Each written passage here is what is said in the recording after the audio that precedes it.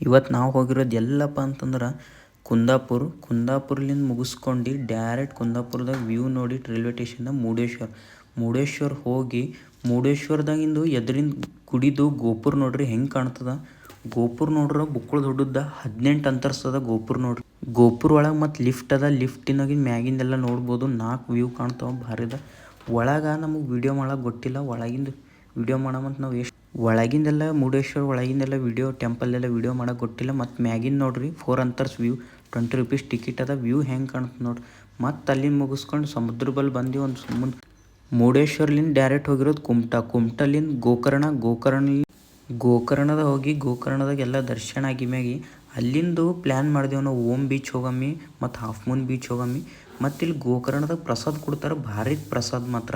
ಗೋಕರ್ಣದಾಗ view ನೋಡಿದೆವು, ಆಮೇಲೆ ಆಟೋದಾಗ ಹೋದೆವು, ಸೀದಾ ಡೈರೆಕ್ಟ್ ಹೋದೆವು ನಾವು ಓಮ್ ಬೀಚ್ ಹೋದ್ಮೇಲೆ ಓಮ್ ಬೀಚ್ ನೋಡ್ರಿ ಈ ಕಡೆ ಅರಬ್ಬಿ ಸಮುದ್ರ ಅಷ್ಟು ಬರೋದು.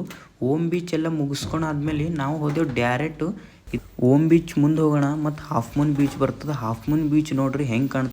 ಹಾಫ್ ಮೂನ್ ಬೀಚ್ನಾಗ ಇದು ಅಷ್ಟು ನೋಡೋದು ಎಲ್ಲ. ಹಾಫ್ ಮೂನ್ ಬೀಚ್ ನೋಡ್ರಿ ಈ ಕಡೆ ಯುರೋಪ್ ಕಂಟ್ರಿ ಜಾಸ್ತಿ ಇರ್ತಾರೆ.